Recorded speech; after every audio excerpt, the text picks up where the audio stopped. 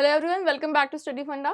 आज हम class 10th cover करने वाले हैं और हमारा नीबरिंग कंट्रीज का टॉपिक ऑलमोस्ट फिनिश हो चुका है। So will be starting with Naxalism topic और नेक्स्ट क्लास में will try to cover militancy, क्योंकि नक्सलिज्म अपने आप में बड़ा टॉपिक हो जाएगा तो साथ में इसके कवर करना थोड़ा मुश्किल है। तो चलिए स्टार्ट करते हैं। व्हाट इज़ नक्सलिज्म और लेफ्ट विंग एक्सट्रीमिज्म या फिर रेड कॉरिडोर एरियाज, ये सब एक्चुअली में क्या है? अगर इसके ऊपर लिखने के लिए आ जाए, देखो ये बहुत ही कन्वेंशनल टॉपिक है। अगर आप देखो, ये ऐसे टॉपिक है जो एग्जाम में आए या ना आए आपको पता होनी चाहिए कि व्हाट इज एक्चुअली में लेफ्ट विंग एक्सट्रीमिज्म। आप एक ऐसी ऑर्गेनाइजेशन में काम करने जा रहे हो जो इस एरिया में काम कर रही है, they are performing the operations in this area only. तो और वैसे भी जैसे हम इंडिया और बॉर्डरिंग कंट्रीज के बारे में बात कर रहे हैं, तो किसी का सीआरपीएफ में होगा, किसी का बीएसएफ में होगा, किसी का एसएसबी में होगा, आईटीबीपी में होगा, और कोई इंटरनल सिक्योरिटी मेजर कर रहा होगा तो वो सीआईएसएफ में होगा, दंगों में खड़ा होगा वो, या फिर इलेक्शन ड्यूटी पे खड़ा होगा, या फिर जो इंपॉर्टेंट इंस्टॉलेशन है, दिल्ली मेट्रो, दिल्ली एयरपोर्ट और भी सारे एयरपोर्ट, तो वहाँ पर होगा। तो इसलिए आपको एक्चुअली पता होना चाहिए कि चल क्या रहा है, मैंडेट क्या है, ऑब्जेक्टिव्स क्या है सीएपीएफ का। तो जैसे इस एरिया में सीआरपीएफ का वर्किंग एरिया है ना। तो हमें पता होना चाहिए कि लेफ्ट विंग एक्सट्रीमिज्म होता क्या है। Let's just quickly discuss about the ideology, कि इनकी आइडियोलॉजी समझनी पहले ज़्यादा ज़रूरी है। लेमन लैंग्वेज में समझते हैं, बहुत हाई फाई डेफिनेशन इनकी कवर नहीं करेंगे क्योंकि वो आपके सिलेबस में नहीं है। You don't need that thing. आपको बेसिकली इतना पता होना चाहिए कि कोई आपसे पूछे तो आप उसे समझा सको, बस इतना ही आपको डेफिनेशन पता होनी चाहिए, या फिर एग्जाम में लिख सको। और जितनी लेमन लैंग्वेज में आपको डेफिनेशन याद होगी, पता होगी, उतना ही आपके लिए बेनिफिशियल होगा।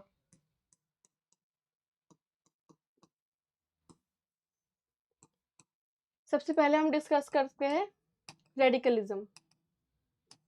रेडिकलिज्म का बेसिकली मतलब होता है, पहले हम लिख लेते हैं, रेडिकलिज्म, फिर एक्सट्रीमिज्म, उसके बाद terrorism, then we have insurgency, बस दैट्स इट। तो हमें ये 4 चीज़ें डिस्कस करनी है। और इसी का एक ऑफ शूट लिख लेते हैं, नक्सलिज्म, ठीक है, क्योंकि ये तो हमारा टॉपिक ही है, so we have to discuss this thing. Anyway, let's start.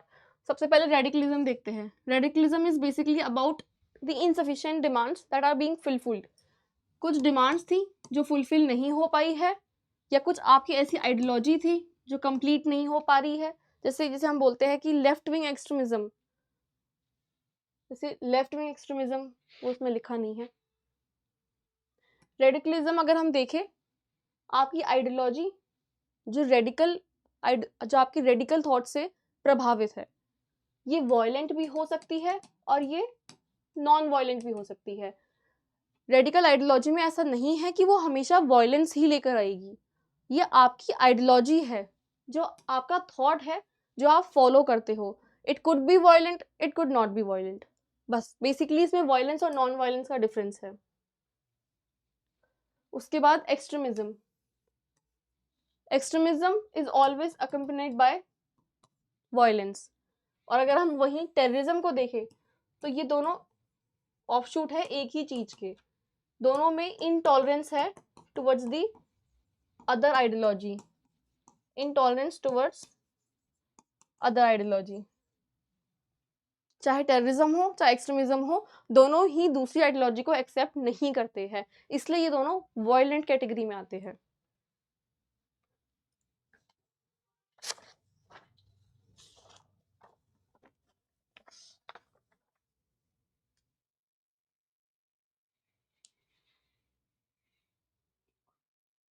जैसे हम इसमें डिस्कस करें, it advocate about, radicalism actually advocate about major changes, major social, political and economic changes. So that is radicalism. Extremism or terrorism, intolerance towards the other ideology and accompanied by violence. Insurgency is altogether a different thing. It basically attempt to overthrow established government. जो भी government establish है, they try to overthrow that, they don't agree with the state symbol of power, state symbol of power को वो recognise नहीं करते हैं, that is insurgency. Violent और armed rebellion towards the violence और armed rebellion towards the state. और ये कैसे डिफरेंस है बाकी से? ये डिफरेंस है, इंसर्जेंसी एक्सट्रीमिस्ट आइडियोलॉजी को फॉलो कर भी सकते हैं और नहीं भी कर सकते हैं, so that's the main difference. जैसे अगर आप इंसर्जेंसी इन नॉर्थ ईस्ट की बात करो, so what are their demands? Different ethnicity, Nagas have their own demand for greater Nagaland, people in Manipur, Kuki and Methi have their own demand to be included into scheduled tribe list. They have different ethnicity, people have their different demand. So that is insurgency. Now let's just come to our topic, Naxalism. What is Naxalism?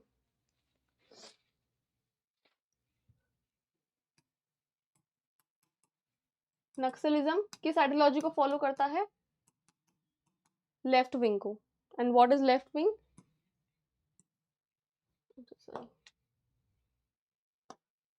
Anti capitalist, anti capitalist ideology, जिसे हम बोलते हैं ना समाजवाद या socialist. Actually में वो तो नहीं होगा, बट हमें लेमन लैंग्वेज में समझना है तो वी कैन सी कि एंटी कैपिटलिस्ट आइडियोलॉजी है ये। इंडिया में इसका ओरिजिन इसी के बेसिस पे हुआ था। So let's start with the genesis of Naxalism. Area affected is called as red corridor area, then ideology is anti capitalist, then starting point क्या था? Rebellion against local landlords, peasants और लैंडलॉर्ड्स। कितने सारे रिवॉल्ट पड़े हैं हमें अपने मॉडर्न इंडिया में, संथल रिबेलियन हो गया, कोल्ड म्यूटिनी हो गया, इतने सारे रिवॉल्ट पड़े हैं, वो सब इसी से रिलेटेड है, पीजेंट और लैंडलॉर्ड रिवोल्ट रिबेलियन से रिलेटेड। तो this is the main reason, हम कह रहे हैं कि एंटी कैपिटलिस्ट चाहिए। उसके बाद objective of rightful redistribution of land to working peasants. Land reform आए थे ना, ज़्यादा पुरानी बात तो नहीं है, 1960s की बात है, हमें पता है लैंड रिफॉर्म आए थे फॉर रीडिस्ट्रीब्यूशन ऑफ लैंड, ठीक है। तो ये ऑब्जेक्टिव था जो कि फुलफिल नहीं हो पाया है। ओरिजिन है 1967 में, Naxalbari west Bengal area, first time यहाँ पे अपराइजिंग विटनेस हुई थी। लीडर है चारू मजुमदार। इसके अलावा इसमें लिखा नहीं है, प्लीज राइट डाउन, 2 लीडर और है,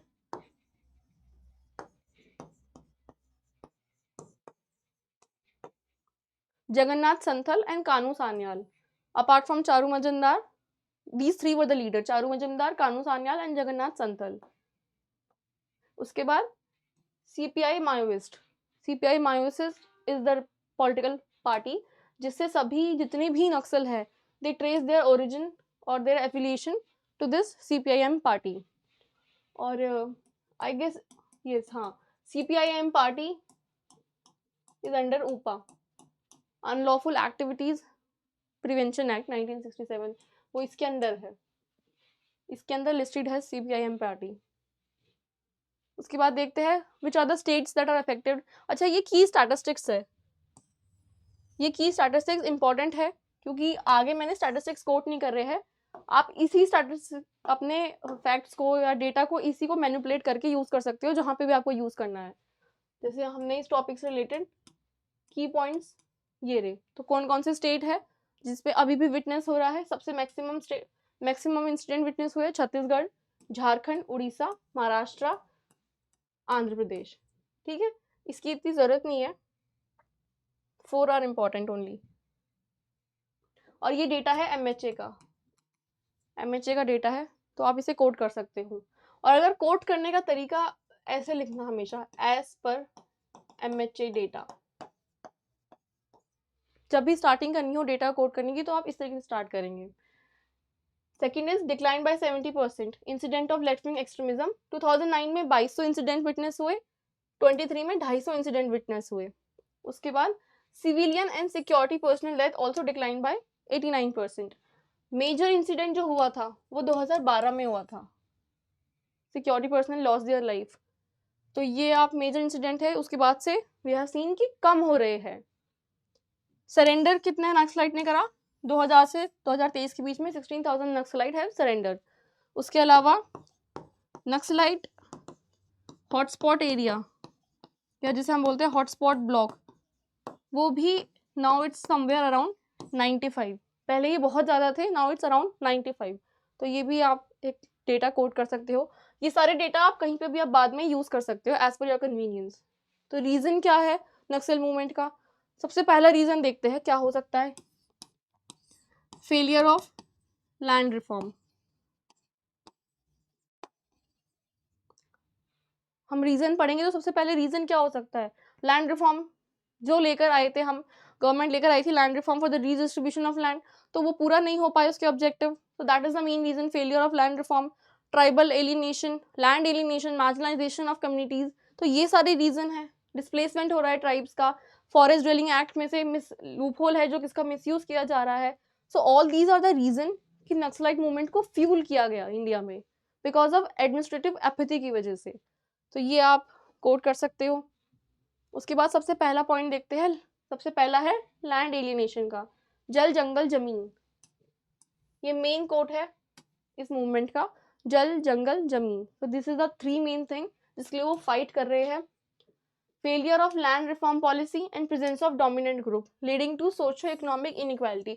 डोमिनेंट ग्रुप से वी मीन कि डोमिनेंट ग्रुप जो भी वहाँ पे अपर कास्ट या उस टाइम का डोमिनेंट ग्रुप था, they try to push down the working peasants और द ट्राइबल्स।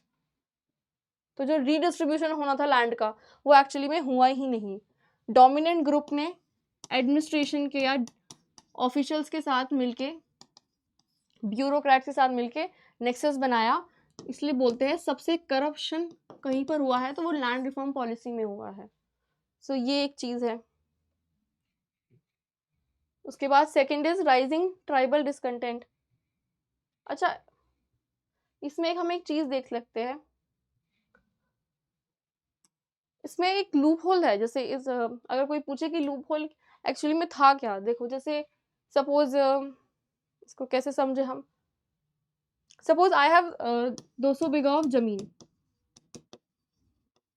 ठीक है, I am talking about Uttar Pradesh, ठीक है, वेस्टर्न उत्तर प्रदेश बेसिकली।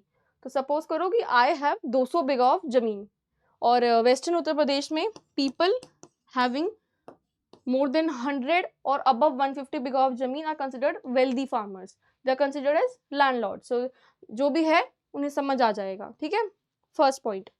और मेरे पास 200 बीघा की जमीन है, so I am a wealthy farmer. That means आज के टाइम पे भी average land holding western Uttar Pradesh में समवेयर अराउंड 50 और बिलो 50।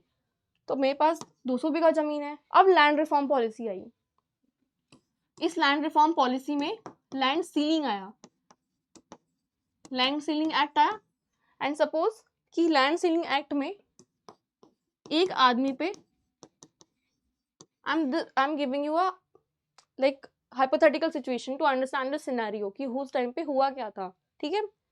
200 बीघा जमीन मेरे पास है, आई am a wealthy farmer. That means land ceiling act आए तो उसमें लैंड सीलिंग में 50 बीघा जमीन का कोनोटेशन कर दिया कि दैट एक पर्सन के पास 50 बीघा जमीन से ज़्यादा नहीं होगी। तो मेरे जो भी मजदूर काम कर रहे हैं उनमें रीडिस्ट्रीब्यूशन होगा लैंड को। So what I went through is कि मैं ब्यूरोक्रेट्स के पास गई, पैसे दिए, और ये जो सीलिंग थी इसको ब्रेक करने के लिए I developed a loop hole. मुझे एक लूप होल पता चल गया ब्यूरोक्रेट्स के थ्रू। वो लूप होल क्या था भाई, एक आदमी के ऊपर 50 बीघा जमीन तो होगी। सो इट मीन्स मैंने 50 बीघा अपनी हस्बैंड को ट्रांसफर कर दी, अपनी दूसरी 50 बीघा अपने बेटे को, तीसरी 50 बीघा अपनी बेटी को, और अब एक 50 बीघा अपने पास रखी। तो अल्टीमेटली इसके 4 हिस्से हो गए जमीन के। तो जो टोटल लैंड होल्डिंग थी एक फैमिली में वो तो 200 बीघा ही रही। अब वो मेरे नाम पे हो, बच्चों के नाम पे हो, पति के नाम पे हो, how does it matter. It actually में तो वो स्लम डाउन तो नीचे ही होने वाला है ना। तो टोटल फैमिली पे जो लैंड होल्डिंग थी still the same 200 bigha, but वो रीडिस्ट्रीब्यूट हो गई, इंडिविजुअल पे नहीं रही। तो ये एक लूप होल था। जो जमीन पीजेंट्स या ट्राइबल के पास जानी थी वो अल्टीमेटली मैंने अपनी ही फैमिली में रीडिस्ट्रीब्यूट कर ली थ्रू ब्यूरोक्रेट्स। तो ये एक लूप होल था जिसका बहुत हद तक मिसयूज किया गया। और यही एक कारण था failure of land reform policy. I hope इस एग्जाम्पल से क्लियर हुआ हो। Next is rising tribal discontent, जैसे कि फॉरेस्ट कंजर्वेशन एक्ट तो हमने बहुत अच्छा बना दिया, लेकिन इसके अंदर प्रोविजन कैसे है, डॉक्यूमेंटेशन के प्रोविजन है, लैंड पट्टा जिसे बोलते हैं हम।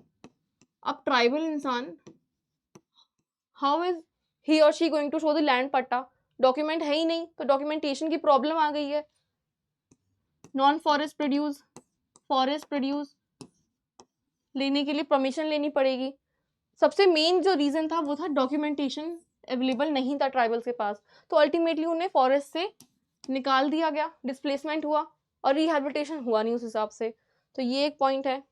उसके बाद tribal displacement due to mining operation, जैसे देखो नर्मदा बचाओ आंदोलन तो बहुत ही फेमस केस स्टडी बन चुका है। अब इसके ऊपर किसी को जानना हो तो ये केस स्टडी है। अब नर्मदा बचाओ आंदोलन में सरदार सरोवर डैम सबसे कंट्रोवर्शियल प्रोजेक्ट रहा है अब तक। Sardar Sarovar dam project and Medha Patkar involve in Narmada बचाओ आंदोलन। उसके बाद किस पे था, नर्मदा रिवर के ऊपर ये डैम बनना था फॉर हाइड्रोलॉजिकल इरिगेशन बेनिफिट्स के लिए इन 3 स्टेट्स, गुजरात एंड मध्य प्रदेश। अब बेसिकली जितने भी बेसिन एरिया में ट्राइब्स थे और मध्य प्रदेश में जो इसका रिजर्वायर बनना था, तो जो ज़मीन थी ट्राइब्स की और पीजेंट्स की वो सबमर्ज हो गई, तो उनकी डिमांड थी कि हमें उस हिसाब से रिहैबिलिटेशन नहीं मिला। सपोज मध्य प्रदेश और राजस्थान का बॉर्डर इफ वी कंसिडर, तो जो ट्राइब मध्य प्रदेश के बॉर्डर पे रह रही थी दे वर रिहैबिलिटेटेड टू राजस्थान बॉर्डर। कोई भी एंथ्रोपोलॉजिकल सर्वे नहीं हुआ, किसी भी एंथ्रोपोलॉजिस्ट या सोशलिस्ट की हेल्प नहीं ली गई, उन्हें पता ही नहीं चला कि यहाँ पे जैसी वेजिटेशन थी, जिस वेजिटेशन पे ट्राइब्स यहाँ पे सर्वाइव कर रहे थे, that is not available in this area. तो जो रिहैबिलिटेशन था वो अनसक्सेसफुल हो गया कुछ जगह पे। उसके बाद एक पॉइंट हम देखते हैं डोंगरिया खोन का। डोंगरिया खोन बेसिकली उड़ीसा की ट्राइब है। न्यामगिरी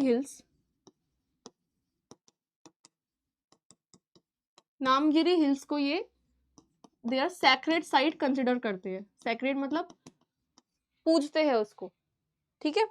डोंगरिया खोन ट्राइब, और कहाँ पे है, उड़ीसा।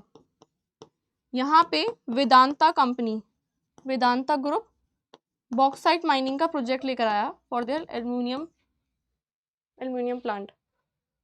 तो ये इस ट्राइब ने through legal battles, through supreme court active judicial activism supreme court की, and through protest they were successful in cancelling this Vedanta bauxite mining project. तो ये एक सक्सेसफुल अटेम्प्ट था जो कि डोंगरिया खोन ने डिस्प्लेसमेंट और इनका ये भी मानना था कि इस एरिया में आप वेजिटेशन को भी तो अफेक्ट कर रहे हो, एक्सप्लोरेशन हो रहा है, माइनिंग हो रही है कहीं पे भी, तो vegetation is also affected. So that's how through the legal battle and through judicial activism they actually fought against the displacement. Next is government deficient. Governance deficient का बेसिकली ये रीजन है कि कोई भी एडमिनिस्ट्रेशन की तरफ से हेल्प नहीं हुई जब पूरा करप्शन का स्कैंडल चल रहा था, जब लैंड रिफॉर्म पॉलिसी का फेलियर हो रहा था, या उसके बाद भी कोई फॉलो अप नहीं हुआ बाय द एडमिनिस्ट्रेशन। तो ये एक रीजन है, corruption, apathy and developmental limitation. इसका मतलब ये है कि जो basic education, health care, sanitation की नीड है ना, जैसे इंफ्रास्ट्रक्चर डेवलपमेंट, रोड कनेक्टिविटी, ये सब बेसिक चीज़ें भी वहाँ पे नहीं है, तो ये एक रीज़न है। उसके बाद है सोशियो इकोनॉमिक इनइक्वालिटी मतलब कि जो गैप था वो बढ़ता ही चला गया, जैसे exploitation of women and children by the dominant group, by the miners और those who have right. Human right abuse हुआ, ह्यूमन राइट अब्यूज जैसे डिस्प्लेसमेंट तो हमने कर दिया, और फिर जब रिहैबिलिटेशन करने की बात आई, जैसे सपोज हमने डिस्प्लेसमेंट करके ट्राइबल्स का, अब वो they are lying on the outskirts of the city, ठीक है। So they don't have any source of income वहाँ पर, and they are treated as outsider और क्रिमिनल्स बेसिकली। वो यहाँ पे एज अ क्रिमिनल ट्रीट करने लग गए सिटी पीपल्स, तो उन्हें डिस्क्रिमिनेशन फेस करना पड़ा। जैसे एक केस स्टडी हुई थी झारखंड में, तो पता चला कि ट्राइबल्स के स्टूडेंट्स गवर्नमेंट स्कूल में क्यों नहीं आते हैं, ट्राइबल बच्चे, तो पता चला इसलिए नहीं आते हैं क्योंकि उन्हें डिस्क्रिमिनेशन फेस करना पड़ता है। सबसे पहले तो लैंग्वेज एक मेजर बैरियर है, language as a barrier act करता है। दूसरा, कल्चरल राइट्स अलग अलग है, एंड तीसरा, they were look down by the other peoples. बाकी जो स्टूडेंट्स थे दे वर उन्हें इस तरीके से डिस्क्रिमिनेटरी अप्रोच से देखते थे। तो इसके लिए गवर्नमेंट ने वैसे एकलव्य मॉडल रेजिडेंशियल स्कूल भी लॉन्च करे, आई गेस 2018 या 19 के बजट में, वो इसी के बेसिस इसी के लिए करे थे। उसके बाद है इन्वायरमेंटल एक्सप्लोरेशन, ये हम ऑलरेडी डिस्कस कर चुके हैं। Land, soil and water degradation हो रहा है माइनिंग एक्टिविटीज से, डिस्प्लेसमेंट हो रही है। जैसे रिच कोयल रिजर्व में माइनिंग हो रही है तो उन्होंने बायोडाइवर्सिटी को अफेक्ट करा। हसेदो आयरन जो रीजन है उसमें लार्जेस्ट फॉरेस्ट एरिया था छत्तीसगढ़ का, वहाँ पे गौंड और आबू जमारिया ट्राइब रहती थी, इन्हें डिस्प्लेसमेंट विटनेस करना पड़ा। तो जितने भी रीजन है ना जो मिनरली बहुत ही रिच है, उन सब पे ही ट्राइब्स है और उन सबको ही डिस्प्लेसमेंट विटनेस करना पड़ा है। So these all are the cumulative reasons जिसकी वजह से नक्सलिज्म मूवमेंट को इंडिया में इतना फ्यूल मिला, इन सब रीजन की वजह से। अब देखते हैं कि इतना सब कुछ हो गया, 1960 से चीज़ें चली हुई आ रही है, 1967 की ये बात है, India as a Indian government कर क्या रही है। तो सबसे पहले सिक्योरिटी मेजर्स देखते हैं, क्योंकि नक्सल मूवमेंट इंडिया में बहुत ही वायलेंट रही है। One Congress MLA has also died, I guess 2012 या 14 इंसिडेंट में। Lots of CRPF personnel have lost their life, police personnel has lost their life. तो जो सबसे पहला रीजन आएगा ना, what government is doing, will talk about security. Security के context में गवर्नमेंट क्या कर रही है।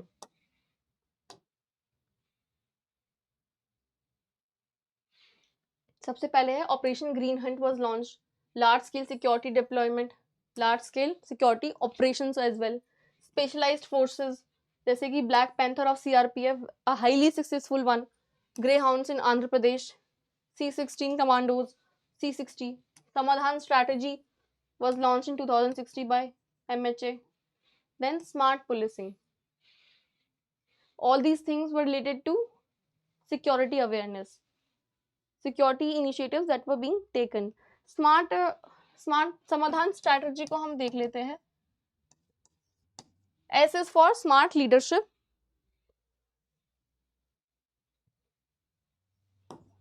S is for smart leadership, A is for aggressive strategy, then समाधान।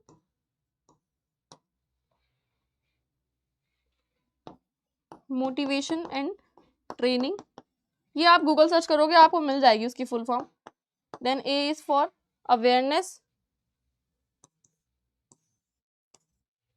D is for development because these area are lacking in development.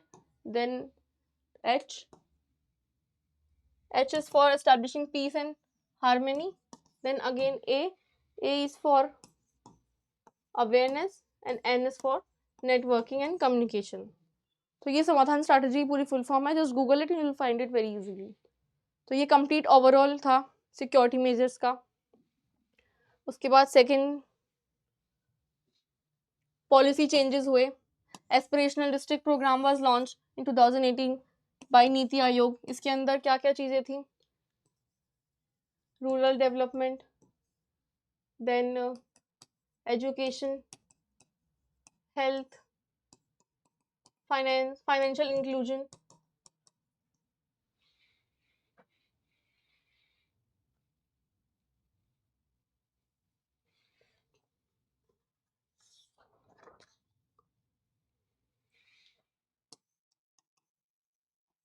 infrastructure.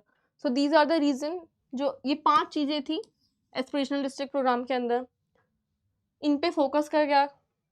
इनको basically promote करने के लिए लेफ्ट विंग एक्सट्रीमिज्म एरिया में या लो की एरियाज में ये प्रोग्राम लॉन्च हुआ था और 118 डिस्ट्रिक्ट वर रिकॉग्नाइज इसके अंडर, और इसका रिजल्ट भी मिला। जैसे इसका रिजल्ट का एग्जांपल देखें हम तो मलकानगिरी उड़ीसा में is famous for mall nutrition. Malkangiri district of Orissa is famous for mall nutrition.